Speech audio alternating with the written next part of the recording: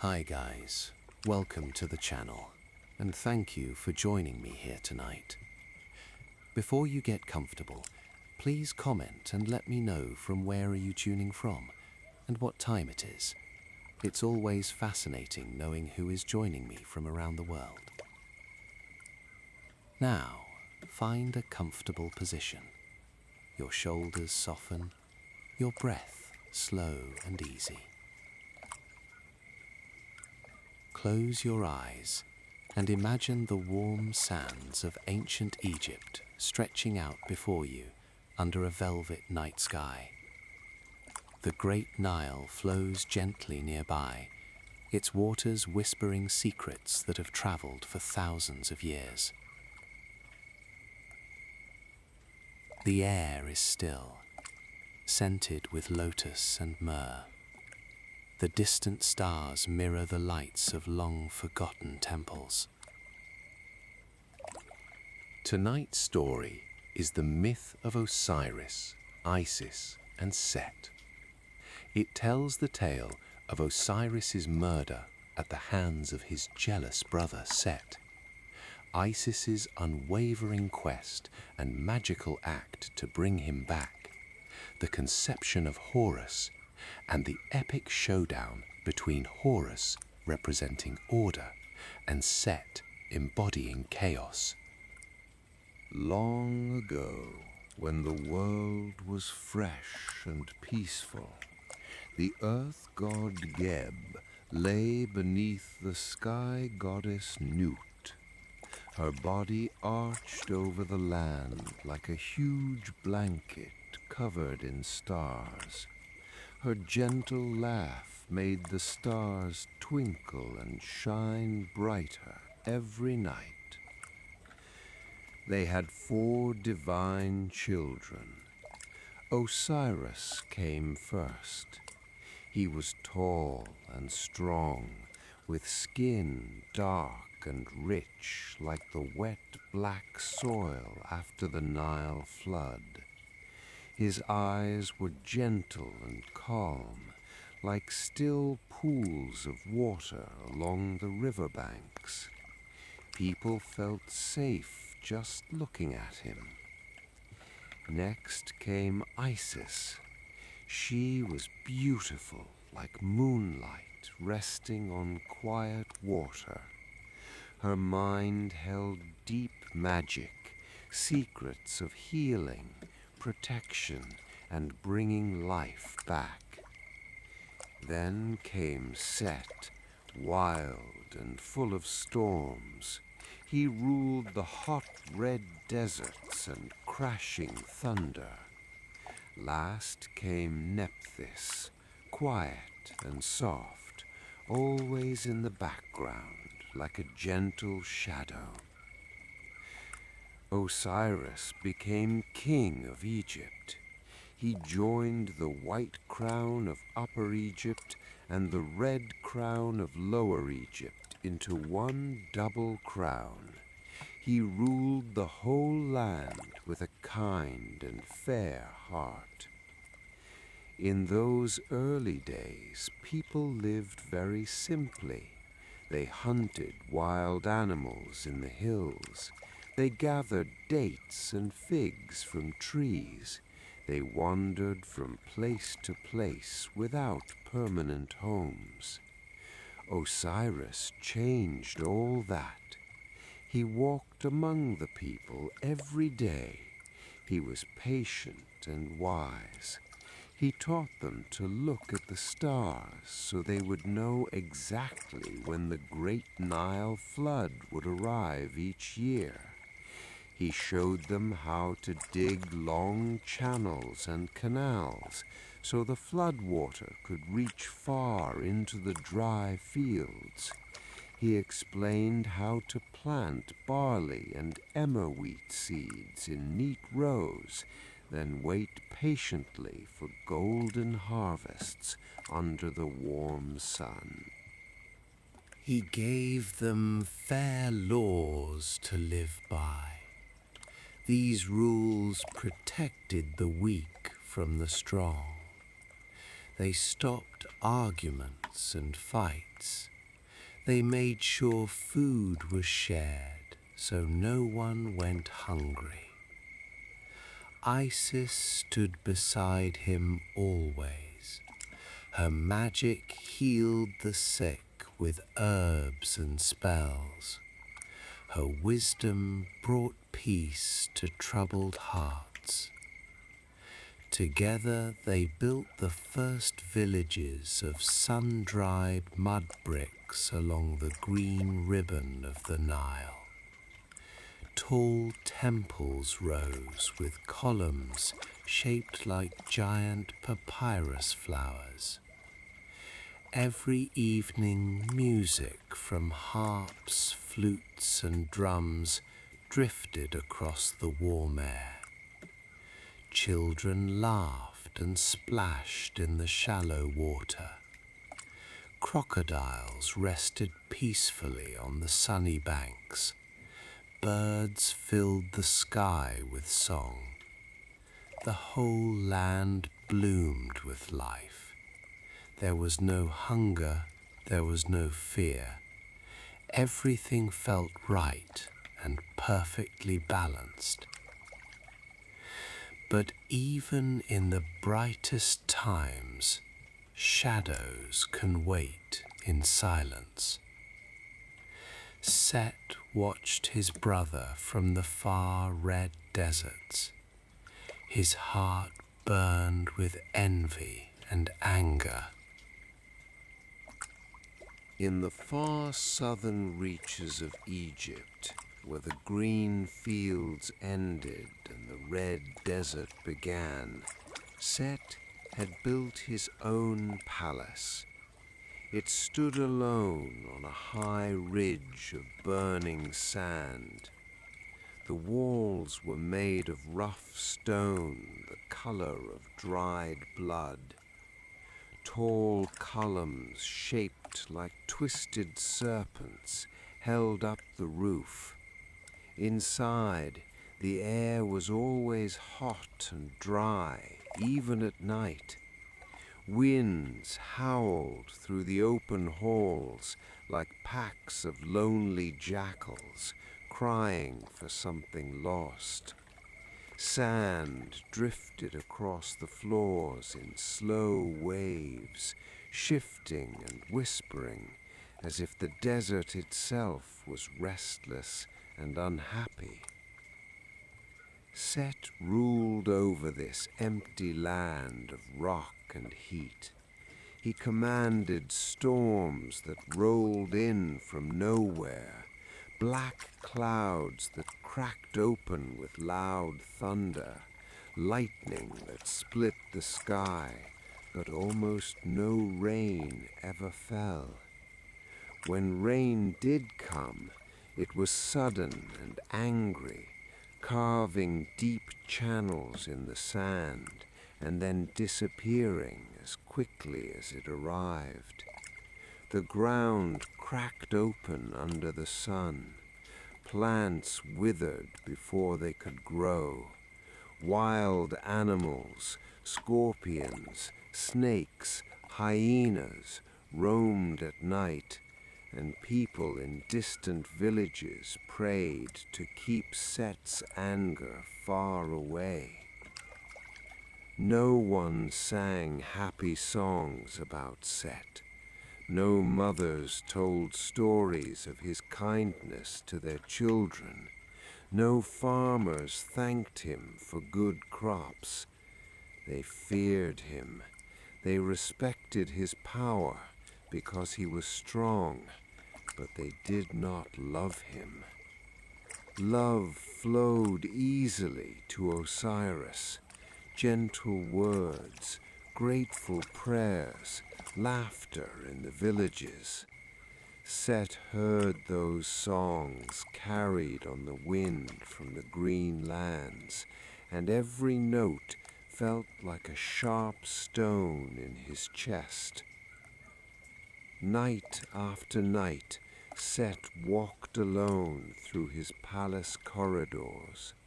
Torches burned low on the walls, casting long shadows that danced like mocking spirits.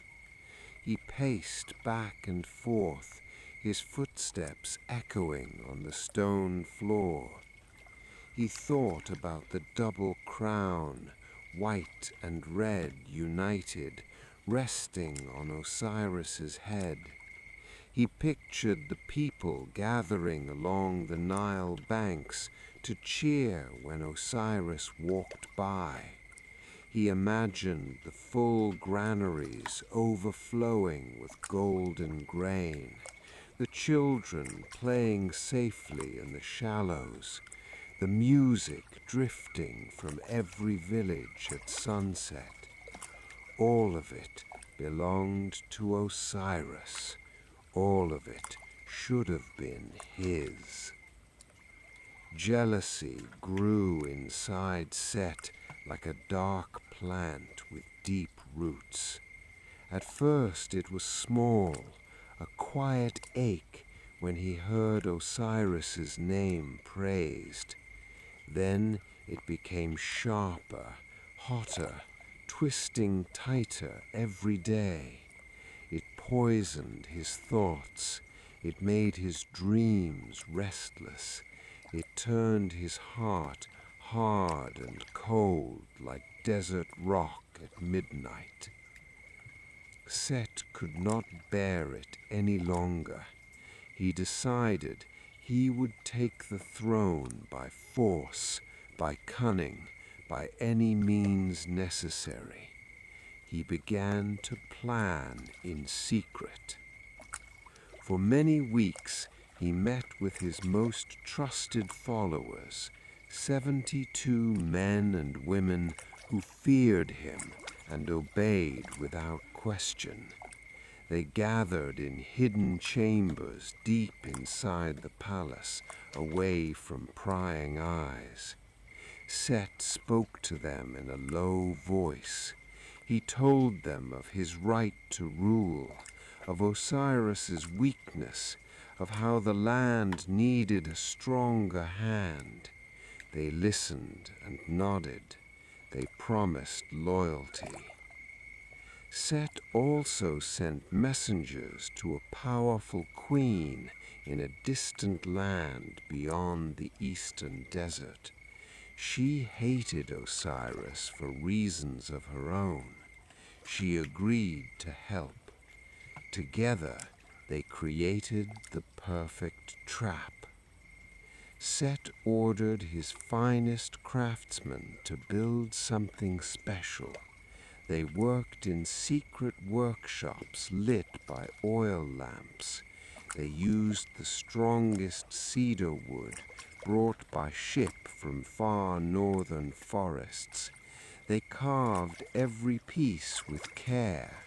They inlaid the surface with strips of pure gold, black ebony, and deep blue lapis lazuli stones that caught the light like pieces of the night sky. The finished chest was beautiful, a work of art that any god might envy. It gleamed and sparkled, but no one knew its true purpose. Set had measured Osiris secretly one night while his brother slept during a visit long ago. The chest was made to one exact size, the perfect length, width, and depth to hold Osiris and no one else. It was a coffin disguised as a gift. When the chest was ready, Set sent royal invitations to a grand feast. Messengers rode fast along the river roads. They delivered scrolls sealed with red wax to Osiris and the other important nobles. The message was warm and brotherly. Come to my palace, share wine and food, celebrate family. Osiris accepted at once. He trusted Set. He believed family bonds were strong. He arrived with a small group of attendants, smiling and happy. The gates opened wide. Servants greeted them with cool water and fresh dates. Inside, the great hall was transformed. Hundreds of torches burned along the walls, filling the air with warm golden light. Long tables were covered with white linen. Platters held roasted goose, spiced lamb, fresh figs, honey cakes, and loaves of warm bread. Tall jars of red wine stood ready. Musicians played softly on lyres and reed flutes. The sound was gentle and welcoming. The feast lasted for hours. Guests laughed. They told stories. They drank deep from silver cups. Osiris sat at the place of honor beside Set. He raised his cup many times to toast peace and family. Set smiled and raised his cup in return, but his eyes stayed cold. As the night grew late and the torches burned lower, Set stood up. He clapped his hands for silence. Servants carried in the beautiful chest on a wooden platform. It shone in the torchlight, gold and blue and black. Everyone gasped at its beauty. Set spoke in a loud, clear voice. Brothers and sisters, friends and family, I have a special gift tonight. This magnificent chest was made by the finest hands. It is a treasure beyond price, but it can only belong to the one person who fits inside it perfectly. Whoever lies down and matches its shape may keep it forever. The guests murmured with excitement. One by one they stepped forward to try. A tall noble lay down. His feet hung over the edge. A short lord tried next. His head did not reach the top. A broad-shouldered warrior squeezed in, the sides pressed too tight. Laughter filled the hall. Everyone enjoyed the game. Then Osiris stood. He smiled at Set with trust and affection. "Let me try, brother," he said. He walked to the chest. He lay down slowly. His body fit exactly, head to foot, shoulder to shoulder. No space too much, no space too little. In that single heartbeat, Set gave a sharp signal. His 72 followers rushed forward from the shadows. They slammed the heavy lid shut with a deep thud that echoed through the hall. Osiris tried to push up, but strong hands held the lid down. Other followers ran with buckets of molten lead. They poured the hot metal over every seam and crack. Steam rose. The lead hardened fast, sealing the chest completely.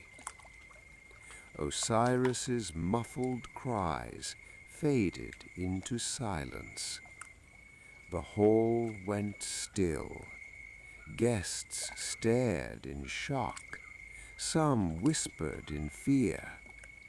Set stood tall. His face showed no regret. He ordered his men to lift the sealed chest. They carried it out of the palace, down the long path to the Nile's edge. The river flowed dark and quiet under the stars. Without a word, they raised the chest high. They threw it into the current. It hit the water with a heavy splash. The Nile accepted it. The chest floated for a moment. Then the strong flow pulled it downstream, past sleeping villages, past silent temples, past green fields sleeping under moonlight, and out toward the wide, endless sea. Osiris, the gentle king who had brought life, learning, and joy to Egypt, was trapped in darkness and carried away from everything he loved.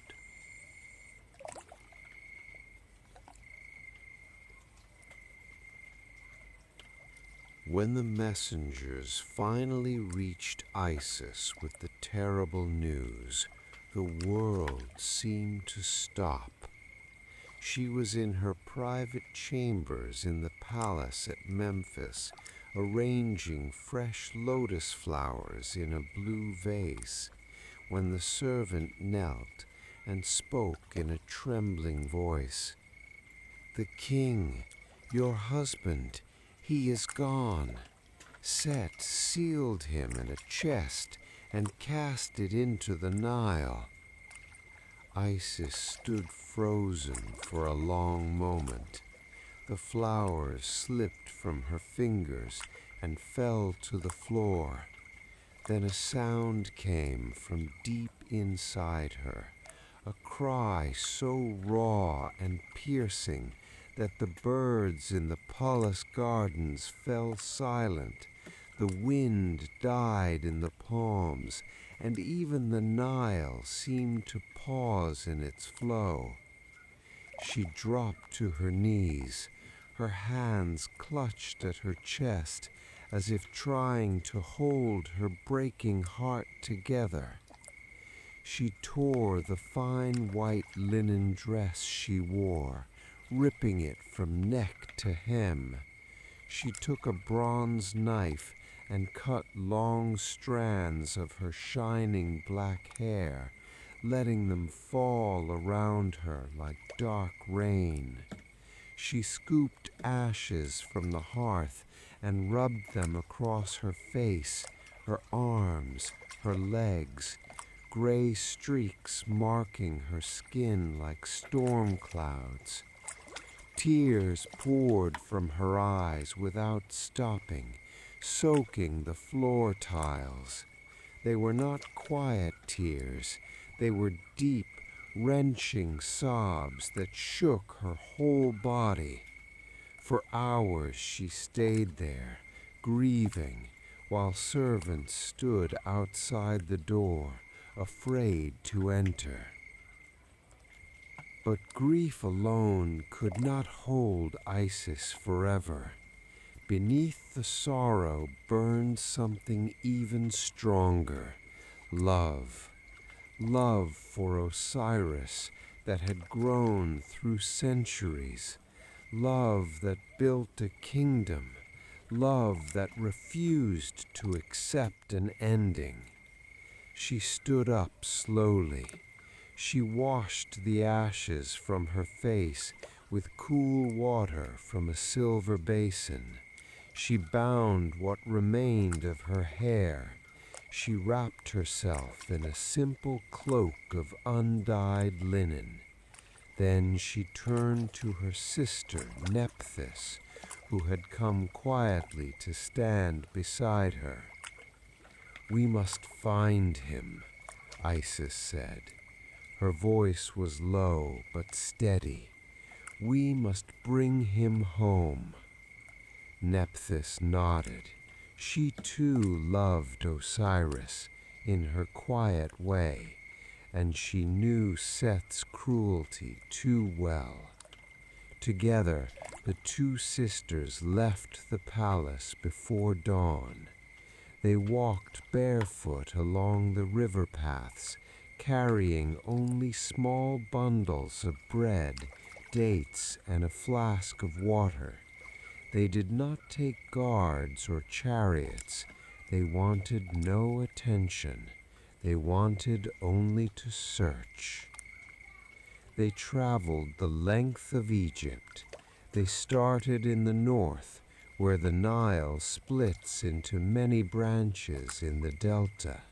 They moved south along the main river, past villages of mud brick houses, past fields of barley and emmer, still green from the last flood, past temples where priests burned incense at dawn. They asked every creature they met for any sign of the chest. They spoke to the fishermen, pulling nets from the water at sunrise. The fishermen shook their heads, but one old man remembered a strange shape drifting by under moonlight weeks earlier. They asked the ibis birds standing on one leg in the shallows. The birds tilted their long beaks and pointed south with their wings. They asked the reeds swaying along the banks. The reeds whispered in the breeze. It passed this way, carried by the current out to the great green water. Isis listened to every voice. She walked day after day. The sun burned her skin darker. Dust coated her feet and cloak. Reeds cut small lines across her ankles and calves. Her feet became blistered and sore, but she never complained. She never stopped. She called to Osiris by every name she knew. Lord of grain, Green One, he who brings life, kind ruler, beloved, come back to me. Her voice carried across the water. Sometimes she sang the words in the old melodies they had shared in happier times. Sometimes she whispered them like a prayer. Always she kept moving. Months turned into seasons. The Nile rose in flood, covering the fields with black silt. Then it fell again, leaving the land rich and ready for planting. Isis and Nephthys planted nothing. They searched. They slept under date palms or in small reed shelters built by kind villagers who recognized the goddess even in her plain clothes. They ate little. They rested only when their bodies would go no farther. One evening, as the sun turned the river to gold, Isis sat on a low bank and looked out over the water. She felt a quiet pull in her heart, a vision sent by the gods who still loved Osiris. She saw the chest drifting across open sea, washing up on a foreign shore, becoming part of a great tree. She stood. "It is not in Egypt anymore," she told Nephthys. "We must cross the sea to Byblos." They found a kind merchant who owed Osiris a debt from long ago. He gave them passage on his sturdy cedar ship. The journey took many days. Waves rocked the boat. Salt winds stung their faces. At night, they watched the stars wheel above the dark water. Isis never slept deeply. She stood at the rail, searching the horizon for any sign. When they reached Byblos, the shore was lined with tall cedar trees that smelled sweet and sharp. The city stood on a hill overlooking the sea. White houses, narrow streets, a busy harbor full of ships from many lands. Isis and Nephthys walked through the market. They listened to the talk of traders. They learned of a great tamarisk tree that had grown suddenly near the shore years earlier. The trunk had been unusually thick and graceful. The king of Byblos had admired it so much that he ordered it cut down. His men had used the trunk as a central pillar in the main hall of the palace, a place of honor where the queen sat with her ladies and the king received visitors. Isis knew at once. She felt it in her bones. The chest was inside that pillar. She changed her appearance again. She made herself look like a simple woman of the town. Plain dress, hair tied back, face calm but sad. She went to the public well near the palace gates. She sat there with a water jar, eyes down, waiting. The queen of Byblos came upon the well one afternoon with her attendants. She noticed the quiet woman sitting alone. Something in Isis's face touched her. Perhaps the sorrow, perhaps the hidden strength. The queen spoke to her. "You look weary from travel. Do you have a place to stay?" Isis answered softly, "I am far from home. I seek only work to earn bread." The queen felt compassion. "I have a young son, still a baby. He cries often at night and will not sleep well. If you know how to care for children, come to the palace." Isis bowed her head. "I know how to soothe a child." She followed the queen inside. The palace was bright with painted walls and columns of polished stone. Servants moved quietly. The baby prince was brought to her, a small boy with dark curls and restless eyes. Isis took him in her arms. She rocked him gently. She sang the old lullabies of Egypt, soft melodies about the river, the stars, and the promise of morning. The baby quieted almost at once. His tiny hand curled around her finger. The queen was amazed.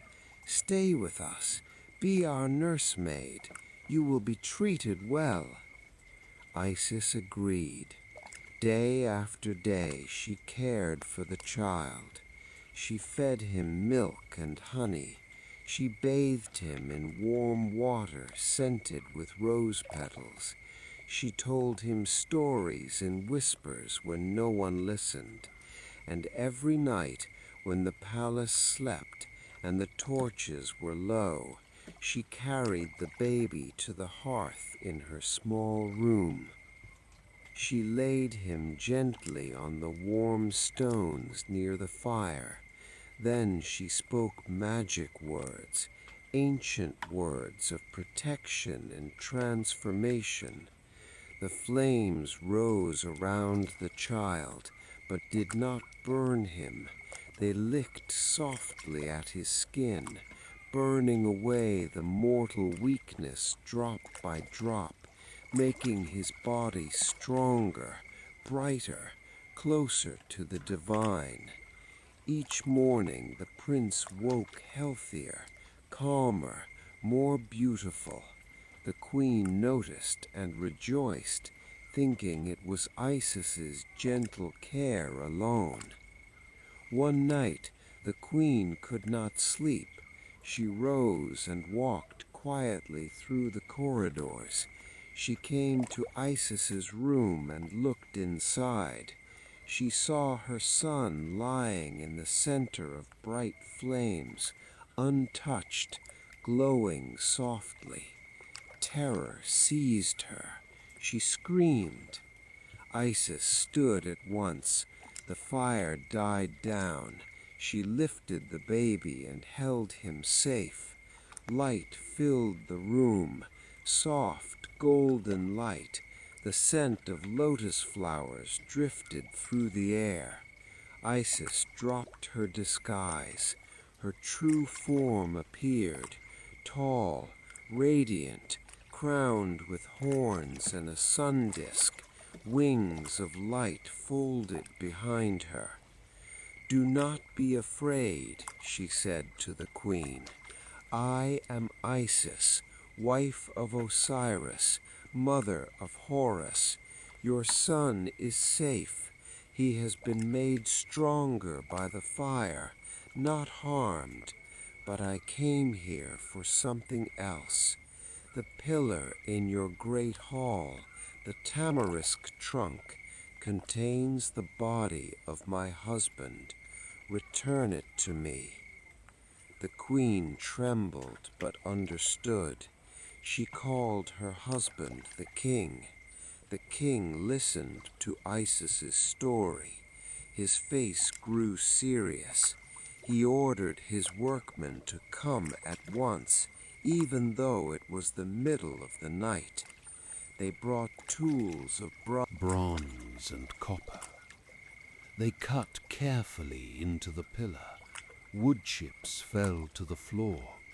Slowly the trunk split open. Inside lay the cedar chest, still sealed with lead, still shining faintly with gold and lapis. Isis stepped forward. Her hands shook only a little as she broke the seal with a touch of magic. The lid lifted. Osiris's body lay inside, unchanged, peaceful, as beautiful as the day she had last seen him alive. She knelt.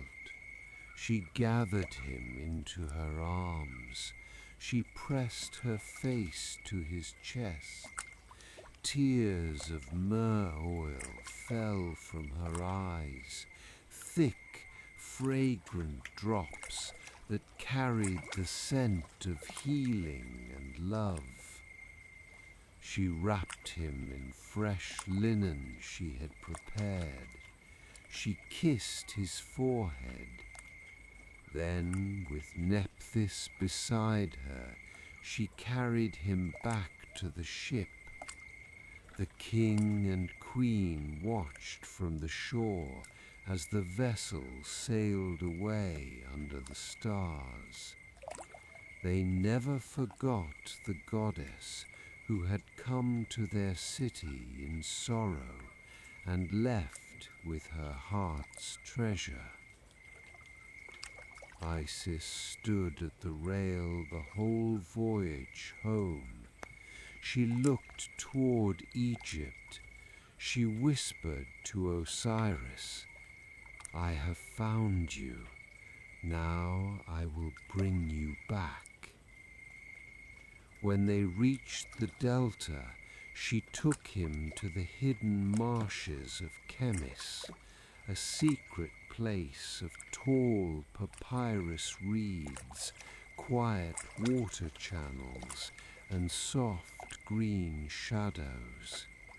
There, surrounded by whispering plants and the gentle lap of water, She laid him on a bed of fresh reeds and lotus petals. She sat beside him through the night. She held his hand. She spoke to him of their son yet to come. She promised that love would win. Even though it was the middle of the night, they brought tools of bronze. Set had taken the throne in Memphis. He sat in the great hall where Osiris once ruled with kindness. The double crown rested on his head, but it felt heavy and wrong. The people no longer smiled when he passed. Villages grew quieter. Fields produced less grain. Fear moved through the land like a cold wind. Set knew the body of Osiris was still a danger. As long as it existed on earth, there was hope for return, for renewal, for Ma'at to rise again. He could not allow that. He sent his spies and dark magicians to search every corner of Egypt. They looked in temples, in hidden caves, in the homes of loyal priests. They asked questions in low voices. They threatened when answers did not come. One moonless night, when clouds covered the stars and the Nile flowed black and silent, Set's magic found what he sought.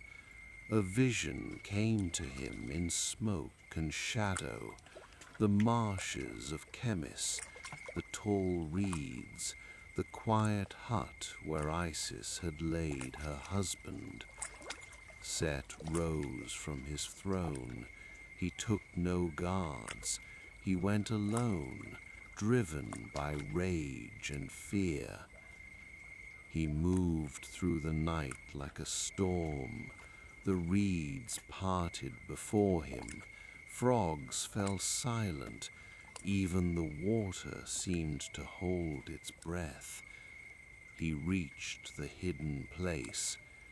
There, on a bed of fresh reeds and lotus petals, lay the body of Osiris, peaceful, wrapped in white linen, glowing faintly with the magic Isis had poured into it. Set stared down at his brother. For a moment, something flickered in his eyes, regret, perhaps, or memory of better days. But jealousy and power won. Rage exploded inside him like thunder breaking open the sky. He seized the body with both hands. He tore it apart piece by piece, 14 pieces in all, one for each important region of Egypt. He worked in fury and silence. An arm, a leg, the head, the torso, the sacred parts that gave life. When it was done, he scattered them far and wide. One piece he threw into the Nile near the first cataract in the south, where the river rushed over rocks. Another he buried in the dry sands near Abydos, the holy city of Osiris. A third he cast into the delta swamps, where crocodiles watched from the mud. A leg went to the Fayum oasis, hidden among green palms. The head he sent to the northern coast, near the sea. The most sacred part, the one that held the power of creation and renewal, he threw into the river. A large fish swallowed it whole and swam away into deep water. Vultures circled above and carried other pieces to high cliffs in the eastern desert. Hyenas dragged one fragment into a cave and left it among bones. Set made sure no two pieces stayed close together. He wanted them lost, forgotten, impossible to find. When the work was finished, he stood over the empty bed. Isis, Nephthys, Anubis, and Thoth moved quietly through Egypt. They traveled by night to avoid Set's spies. They used no chariots, no boats that could be seen. They walked paths known only to birds and animals. Isis led the way. Her heart was a compass. She felt each piece calling to her, faint like a distant heartbeat. They searched every region Set had touched. In the south, near the roaring cataract, they found the first arm caught in river reeds. Isis lifted it gently. She wrapped it in fresh linen. She poured sweet myrrh oil over it and whispered words of love. Come back to us. In Abydos, the holy city, they dug under moonlight in soft sand. A leg lay buried shallow. Anubis brushed the grains away with careful paws. Thoth spoke a spell to keep the sand from shifting back. Isis held the piece to her chest for a long moment before wrapping it. In the delta swamps, they waded through knee-deep water. Mosquitoes hummed around them. Crocodiles watched from a distance but did not approach. Isis's magic kept them calm. There they found a shoulder resting on a lily pad. Nephthys lifted it with trembling hands. Tears fell into the water as she passed it to Isis. Piece by piece they collected. A thigh near a quiet oasis, a hand in a hidden cave, ribs scattered in the western cliffs. Each time they found one, they stopped. They cleaned it with river water. They anointed it with cedar oil and myrrh. They wrapped it in white linen. They laid it in a basket lined with lotus petals that Isis carried. 7 pieces came quickly, then 8, then 9. The work was slow and tiring. Their feet hurt, their eyes burned from lack of sleep, but they never complained. They spoke little. They moved forward. When only one part remained missing, the most sacred part, the one that held the power of life and renewal, Isis felt a deep ache. She sat by the Nile one evening as the sun set red over the water. She looked at the river. She knew the fish had taken it. She did not despair. She stood. She walked to a quiet reed hut they had used as shelter. She lit a single lamp. She sat on the floor. From a small pouch, she took waxwood, clay, and herbs. She shaped a new piece with her hands, careful, loving, exact. When it was finished, she held it in both palms. She breathed over it. She whispered the oldest spells she knew, words of creation, spoken at the beginning of time. She called on the hidden forces of life. She called on the love she carried for Osiris. The wax warmed in her hands. It pulsed once, softly like a heartbeat. She smiled through tears. It was ready. They carried all the pieces to the reed hut. They laid them on a fresh bed of grass and lotus flowers. Isis stood at the head, Nephthys at the feet, Anubis on one side with jars of oil, Thoth on the other with scrolls of magic words. Isis changed her shape. She became a kite bird, graceful with wide wings the color of dusk. She hovered over the body. Her wings beat slowly, fanning a gentle wind over the pieces. That wind carried her breath, her love, her will to bring him back. She chanted in a low voice. The words were old and powerful, names of creation, names of renewal, names of life. Thoth joined her, reading formulas from his scrolls. Anubis anointed each piece with sacred oils, myrrh, frankincense, lotus perfume. Nephthys sang a soft song of mourning and hope. The air in the hut grew warm. Light gathered, soft, golden, like sunrise inside walls. The pieces began to join. Skin covered bone, muscle knit together. Blood flowed again. Isis knew the danger was not over.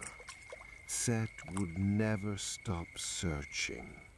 He would send spies, dark magic, and every creature he could command to find the child who carried Osiris's blood and promise.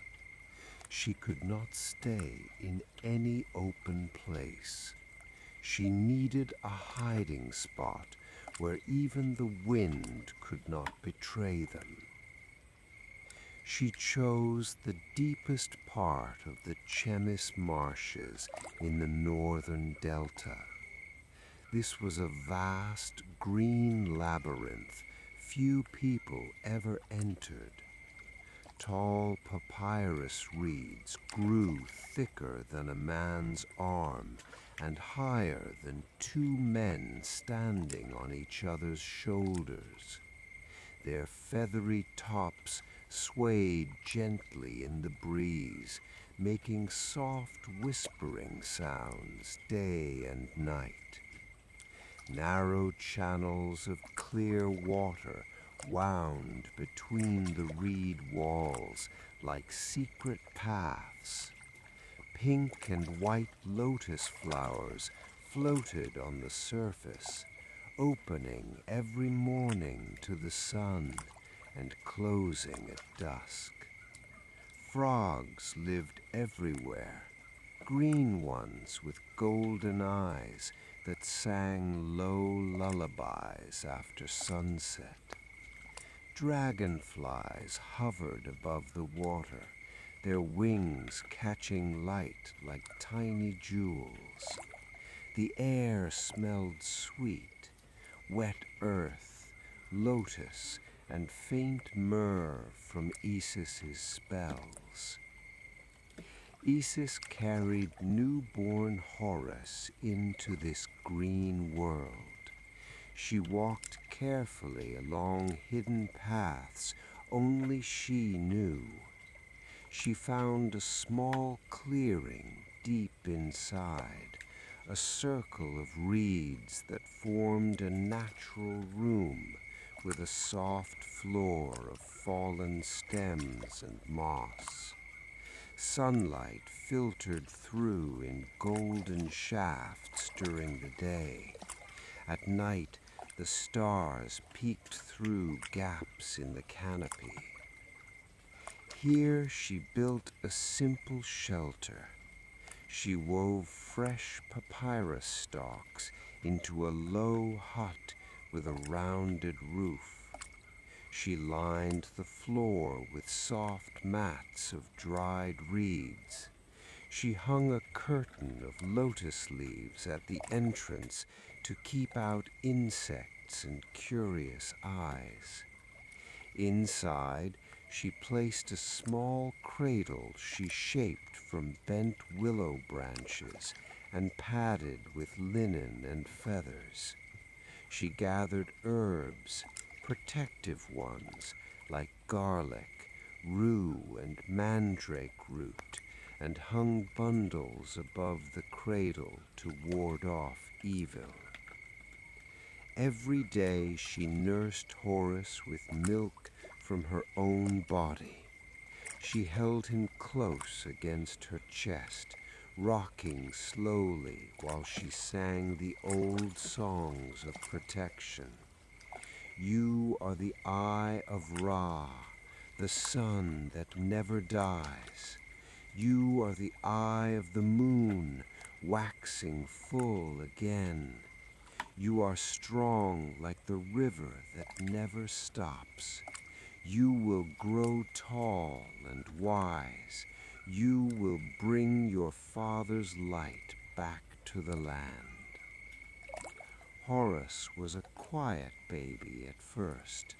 His eyes, one bright like the noonday sun, one soft like moonlight, watched everything. He rarely cried.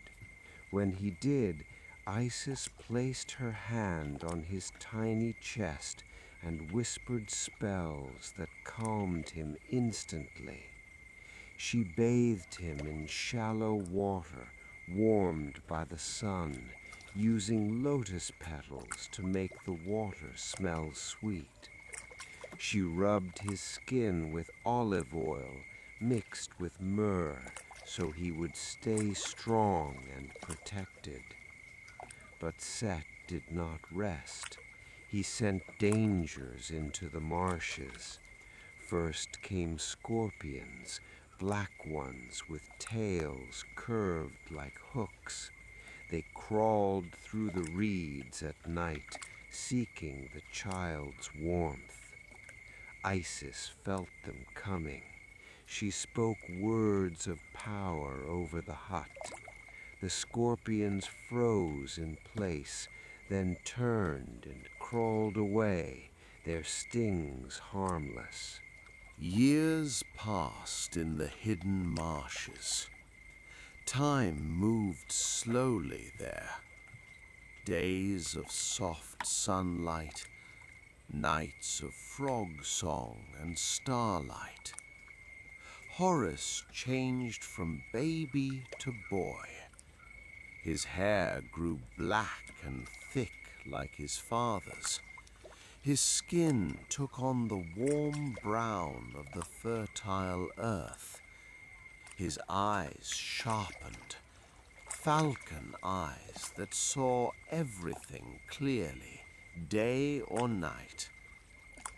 Isis taught him as he grew. She showed him the names of the gods.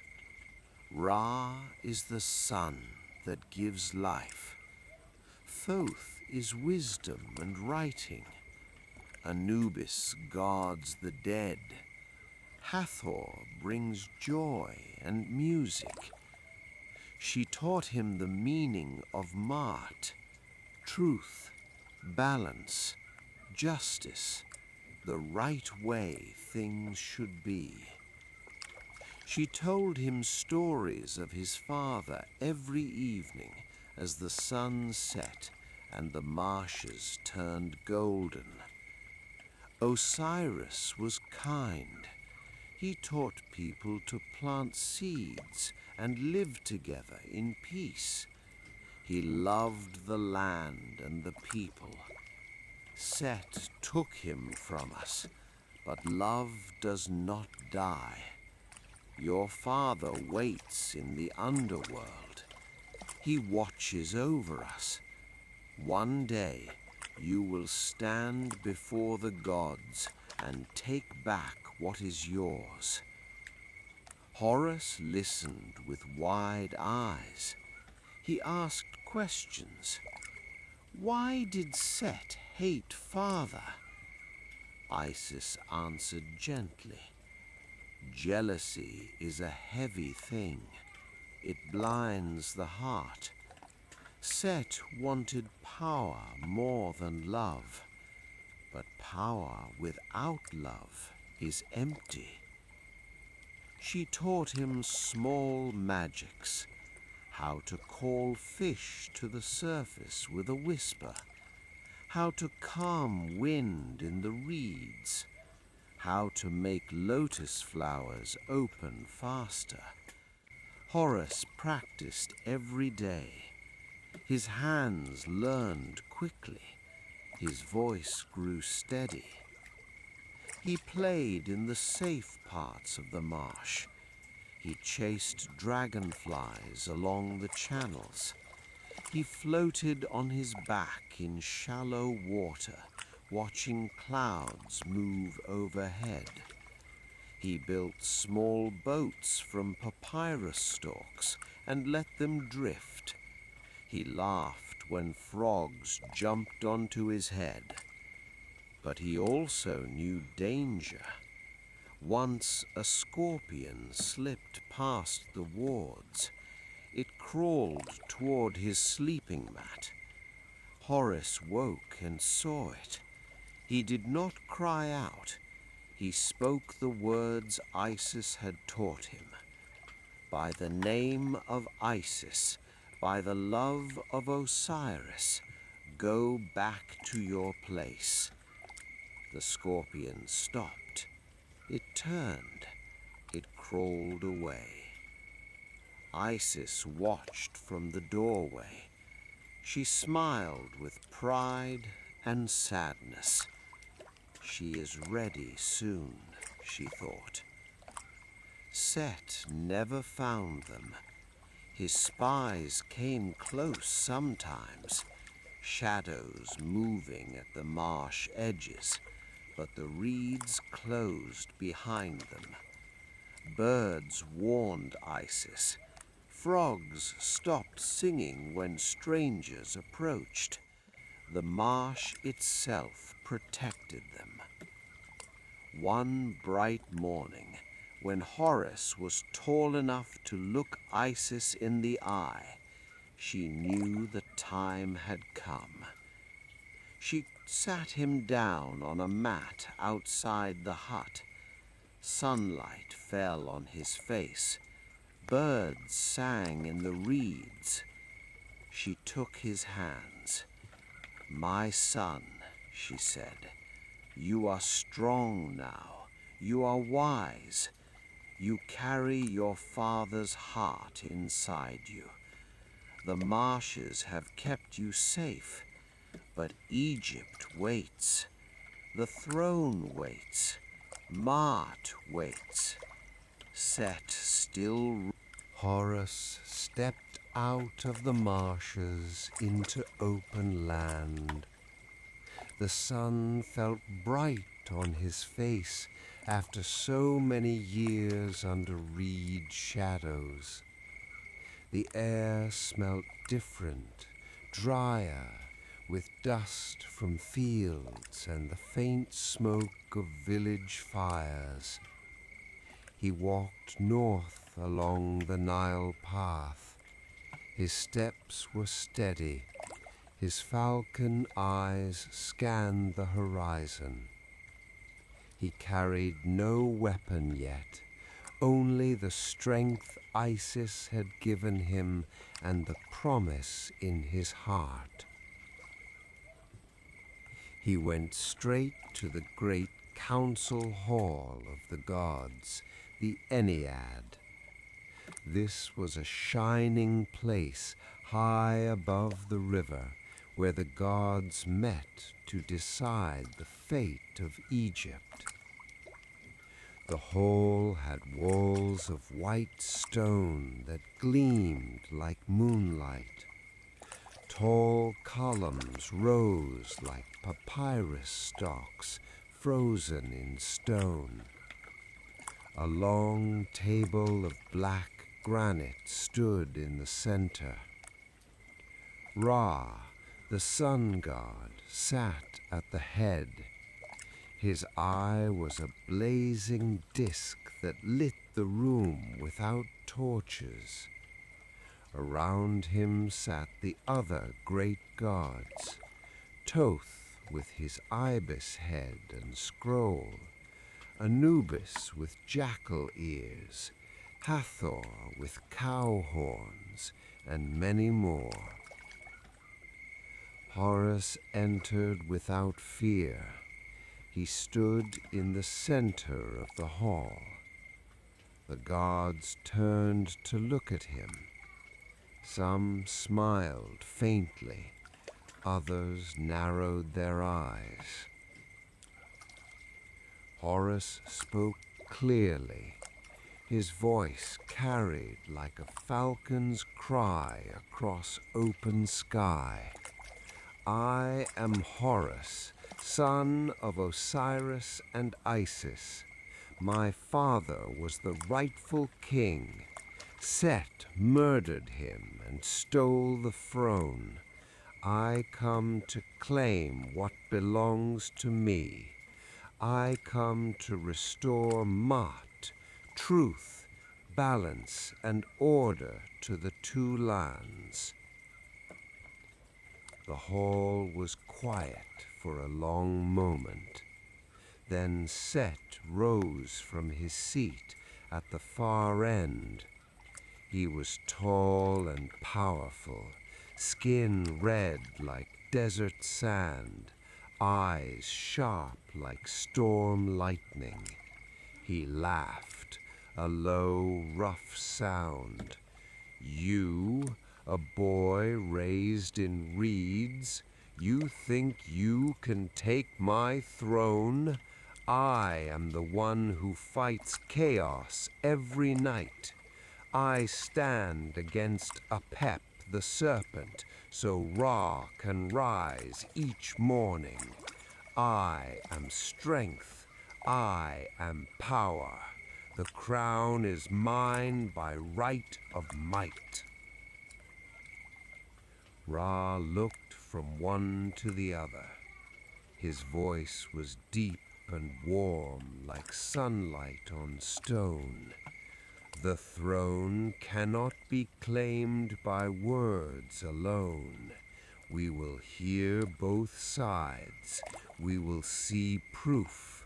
We will decide. The gods began to speak. Some favored Horus. Thoth said, Osiris ruled with wisdom and kindness. His son carries that same heart.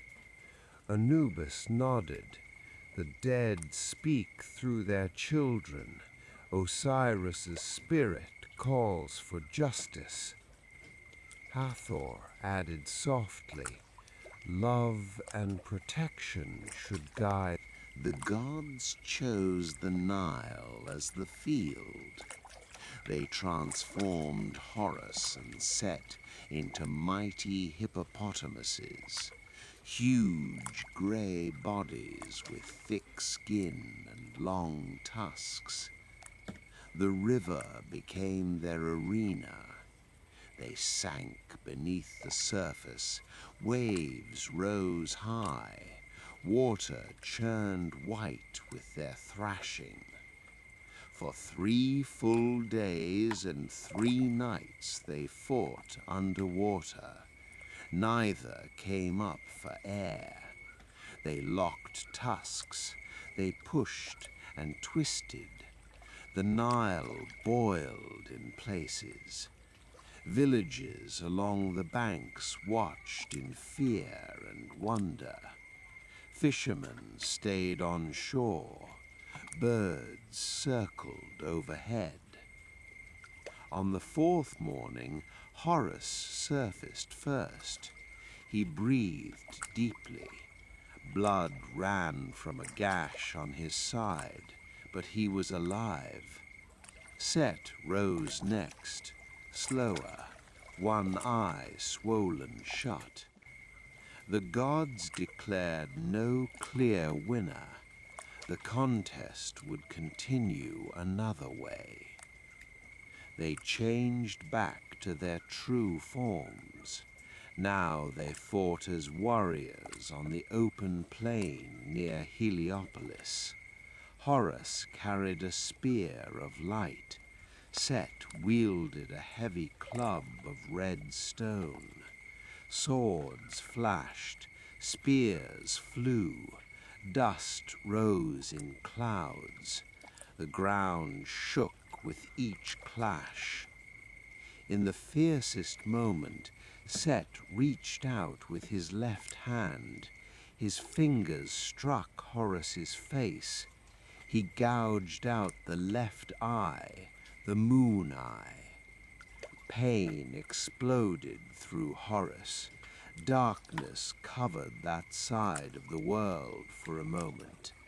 The sun dimmed. People on Earth felt night come too early. Horus staggered but did not fall. He raised his spear and drove it into Set's shoulder. Set roared and retreated. The battle paused. Thoth came forward quickly.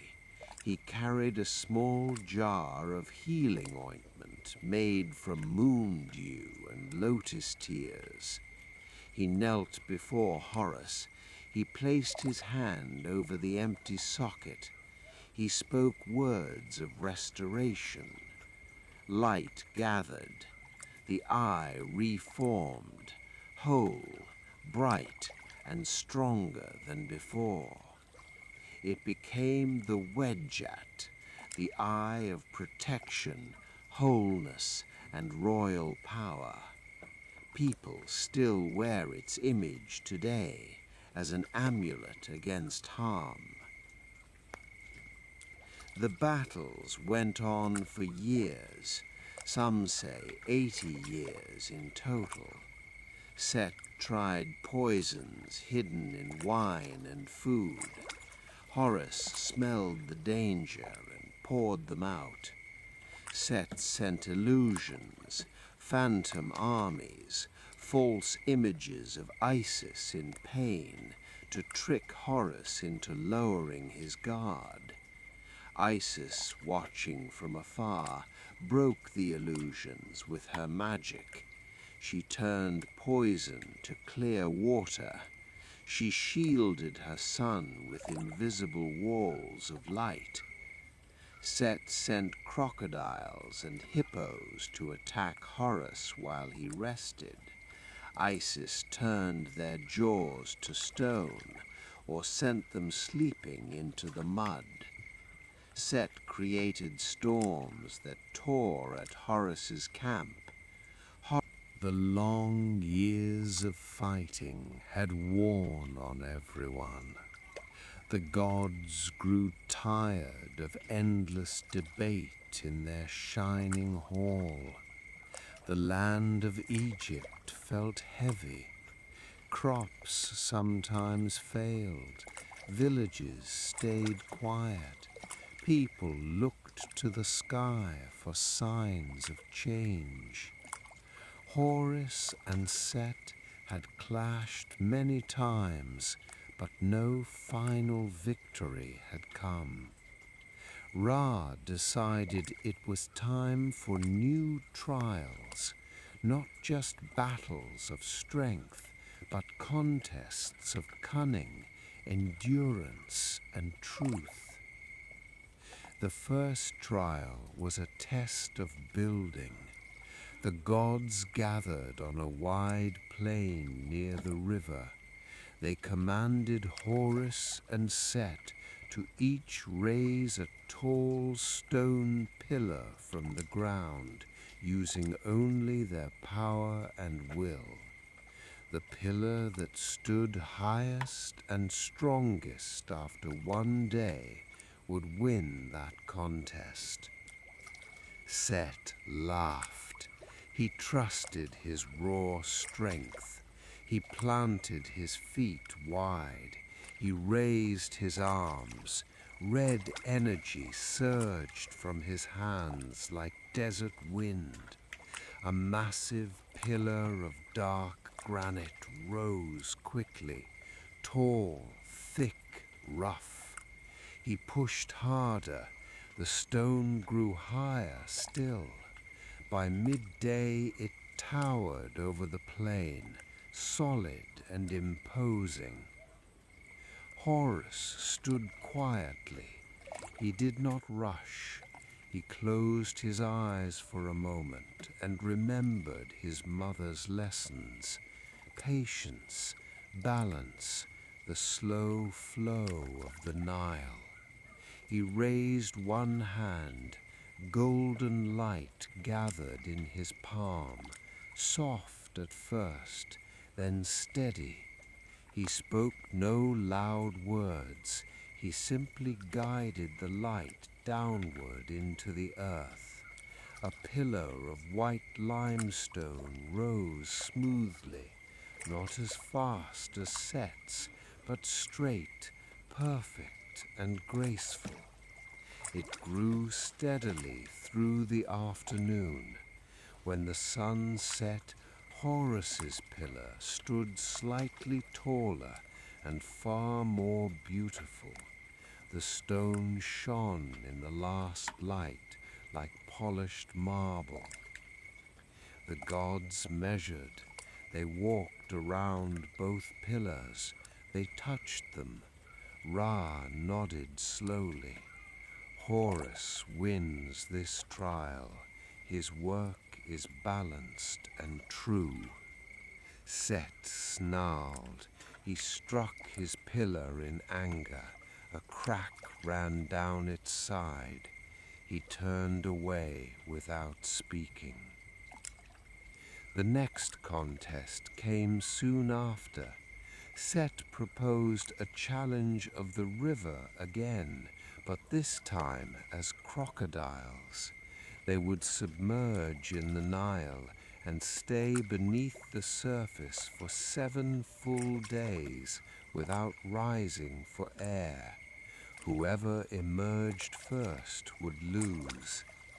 They changed shape. Horus became a sleek, powerful crocodile with golden eyes. Set became a larger, darker one with red scales. They slipped into the water near a quiet bend. The surface closed over them. Bubbles rose for a moment, then nothing. Days passed. Villagers gathered on the banks to watch. Priests burned incense and prayed. Isis stood far off in the reeds, her heart steady but watchful. She sent gentle spells of breath and calm to her son under the water. On the 7th day at dawn, Horus rose first. Water streamed from his scales. He breathed deep and changed back to his true form. He stood on the bank. The gods could delay no longer. They called one last great council. The hall was filled with light from Ra's eye. Every major god sat in their place. Messengers had carried the news across Egypt. People waited in villages and temples, holding their breath. Horus stood in the center once more. Set stood opposite him. Ra spoke first. We have seen battles. We have seen trials. We have heard from Osiris himself. the time has come to decide. Thoth unrolled a long scroll. He read the record of every contest, every trick, every act of courage and deceit. When he finished, silence filled the hall. Isis appeared at the edge of the room, not to speak, but to watch.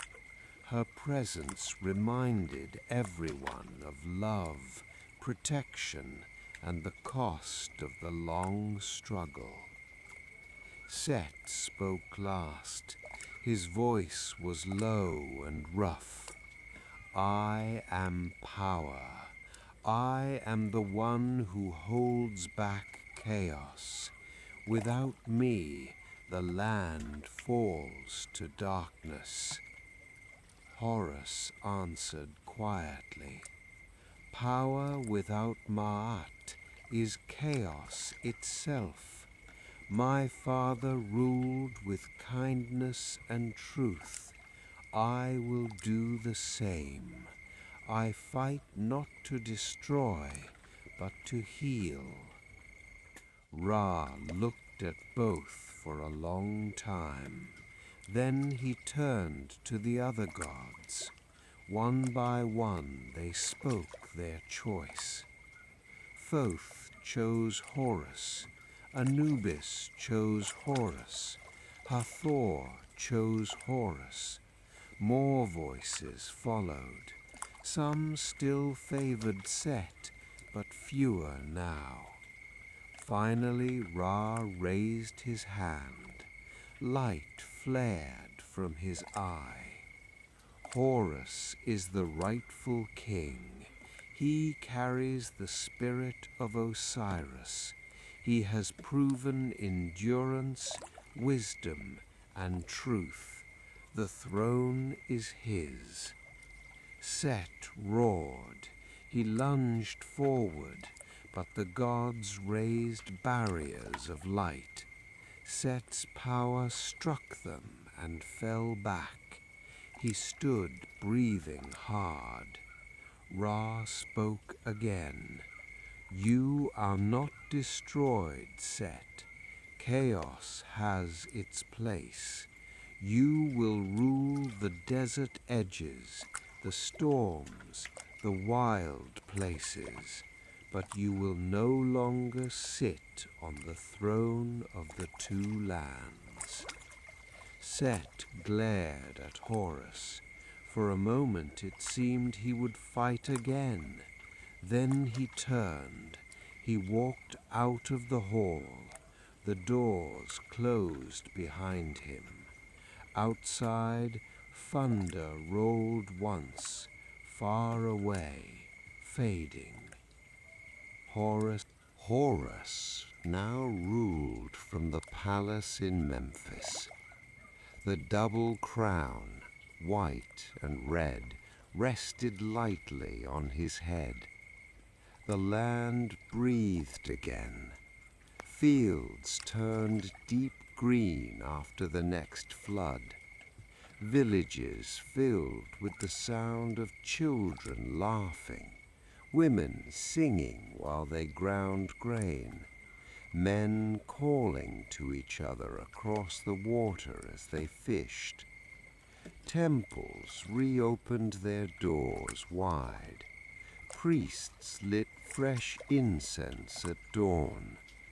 The Nile flowed steady and generous, carrying life to every corner of the two lands. But the story did not end with a crown and a throne. It continued below, in the quiet realm of the Duat, the underworld. Osiris sits there now on a throne of light and lapis. The hall around him is vast and peaceful. Walls shimmer like the night sky filled with stars. Columns rise like tall papyrus frozen in silver. No harsh sun reaches here, no burning desert wind blows, only a soft, even glow, the light of understanding, the light of truth. Every soul that passes through death comes before him. They walk a long path lined with gentle guardians. They carry their heart in their hands, not a physical heart, but the center of who they were, what they loved, what they did. Anubis stands beside Osiris, with his jackal head bowed in respect. He places the heart on one side of a golden scale. On the other, he lays the single white feather of Maat, the feather of truth, balance, justice, right order. The scale moves slowly. If the heart is light, if the soul lived with kindness, honesty, care for others, respect for the land, the scale balances. Thoth, standing nearby with his ibis beak and scroll, writes the name in the book of life. The soul is welcomed into the field of reeds, a beautiful place of green fields, clear canals, abundant fruit trees, cool shade, and endless peace. There the soul lives forever in joy, doing the things it loved in life, free from pain and want. If the heart is heavy, weighed down by cruelty, lies, greed, harm, the scale tips. The soul faces Amit, the devourer, part lion, part crocodile, part hippopotamus, who waits at the side. She consumes the heart. The soul ceases to exist as a whole. It fades into nothingness, no longer remembered. Osiris watches every weighing with calm eyes. He does not judge with anger. He judges with sorrow when a heart is heavy, with quiet joy when it is light. He knows what it is to die. He knows what it is to be torn apart and put back together. He knows loss. He knows renewal. Because he experienced both, he offers hope to every soul that comes before him. He speaks softly to each one before they move on. You are not your mistakes alone. You are also your love, your courage, your small kindnesses. Carry that forward. The cycle continues. Life returns after death, just as I returned in my son, just as the sun returns each morning. In the underworld, Osiris is called Lord of Silence, Lord of the West, foremost of those in the Duat. Yet he is never truly silent. His presence is felt on earth every time a seed is planted and sprouts, every time the Nile rises and covers dry land with black silt, every time the moon wanes to darkness and then grows full again. He is the promise that nothing is ever finally lost. Isis visits him sometimes in dreams. She comes as a kite bird, wings folded, and sits beside his throne. They speak without words, heart to heart. She tells him of Horus, of the land blooming under fair rule, of children learning the old stories. He smiles, a small, peaceful smile, and sends his love back through her to the living world. The myth of Osiris, Isis, Set, and Horus is more than a tale of murder, search, battle, and victory. It is a mirror of the world itself, the way everything moves in circles, the way endings become beginnings, the way life and death dance together forever. Look at the Nile. Every year it rises in flood. Brown water covers the dry black land. It seems like destruction. Fields drowned, homes threatened. But when the water recedes, it leaves rich silt behind. Farmers plant seeds in that black earth. Barley and emmer grow tall and golden. Bread fills every table. Life comes back stronger than before. That is Osiris, buried, scattered, yet rising again in green shoots. Look at the sun. Every evening, Ra sails his boat into the western horizon. He enters the underworld. Darkness covers the world. People sleep. Animals rest.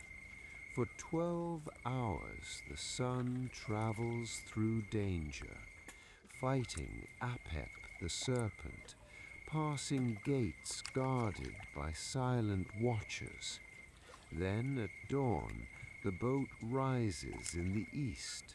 Light returns, warmth returns. The world wakes.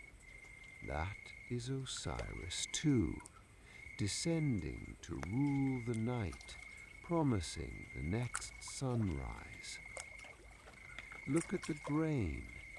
Farmers bury seeds in the ground.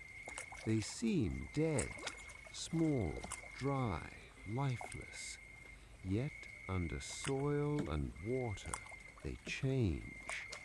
Roots reach down, stems push up, leaves open. Golden heads bow heavy with new seeds. The harvest feeds the people, and some grain is saved to plant again next year. Death and life hold hands in every field. Isis is part of this cycle. She is the mother who searches, who gathers, who heals, who protects. She stands beside every cradle, every sickbed, every grave. She whispers, "Do not fear. Love does not end. I am here." Her magic turns poison to water, turns broken things whole, turns sorrow into hope. She watches over the living and the dead alike. Horus is the living king. Every pharaoh who came after him was called Horus while alive, the falcon who sees far, who guards the land, who keeps Maat strong. His eyes, the Wedjut, became the most powerful amulet in Egypt. People wore it for protection, for healing, for wholeness. Even today, the eye of Horus appears in jewelry, in art, in symbols of safety and renewal. Set remains. He is not erased. Chaos cannot be destroyed completely. It is part of the world. Storms come, deserts stretch wide, danger exists, but Set is held in his place, at the edges, in the wild lands, in the thunder that rolls but does not drown the sunboat. He defends Ra at night against the serpent. He has purpose. Order and chaos balance each other. Without one, the other loses meaning. So the cycle turns, soft, slow, eternal. Birth follows death, green follows flood, dawn follows night, love follows loss.